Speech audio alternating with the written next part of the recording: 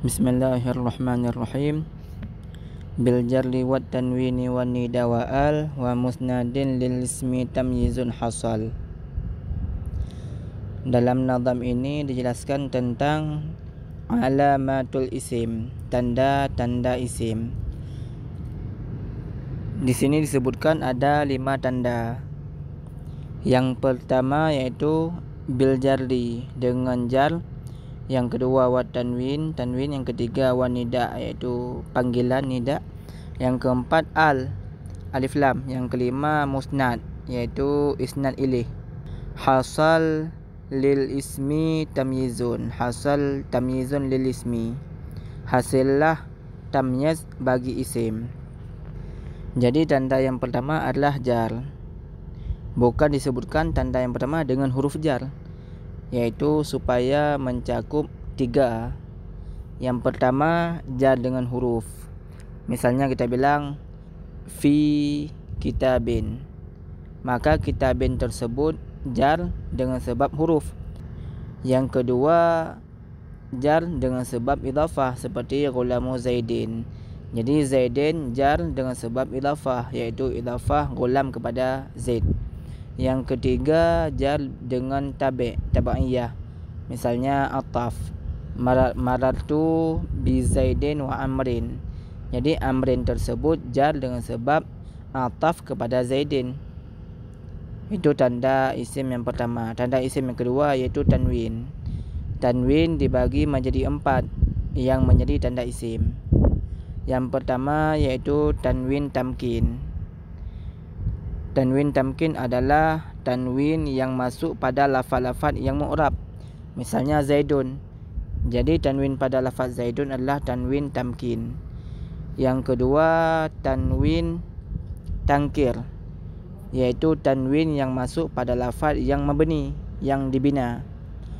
Misalnya seperti kita bilang marartu bisibawaihi, maka boleh kita bilang marartu bisibawaihin, ya, dengan tanwin sibawaihin.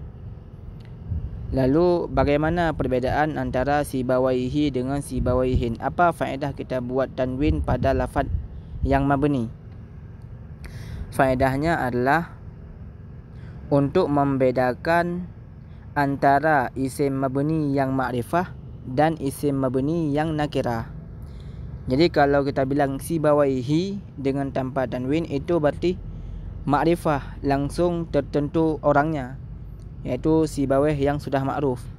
Sedangkan kalau kita bilang marartu bi sibawaihin dengan tanwin, maka itu umum, tidak tertentu orangnya, sibawih yang manapun.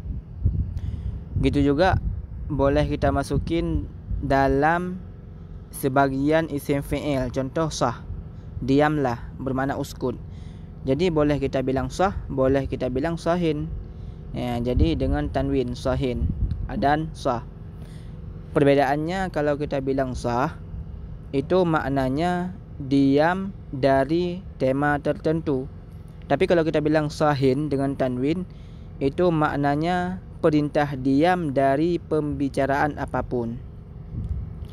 Yang ketiga tanwin muqabalah, yaitu tanwin yang masuk pada jamak muannas yang salim, seperti contoh muslimatun. Jadi lafaz muslimatun ada ziyadah alif dan ta mabsutah yang di terakhirnya. Tanwin di ta tersebut adalah tanwin muqabalah, muqabalah dengan nun pada jamak muzakkar yang salim, muslimuna.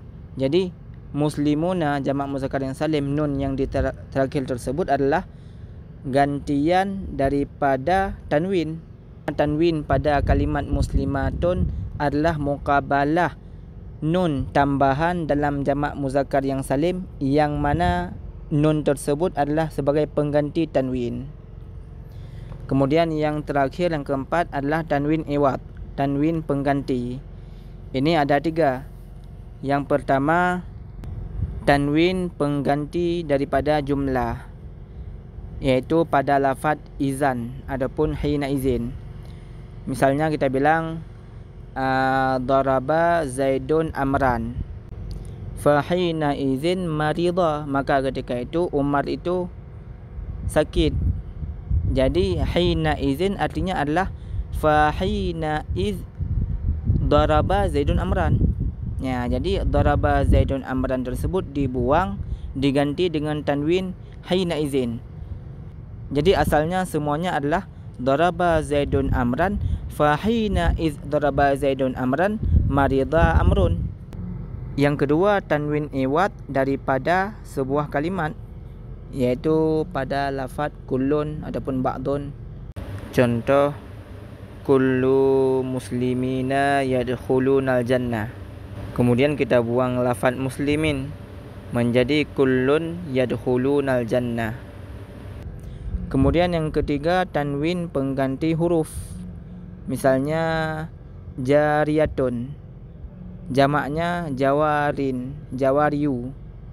Kemudian kita buang ya yang terakhir, kita bilang jawarin dengan tanwin ra, menandakan bahawa ada huruf yang sudah dibuang di ujung.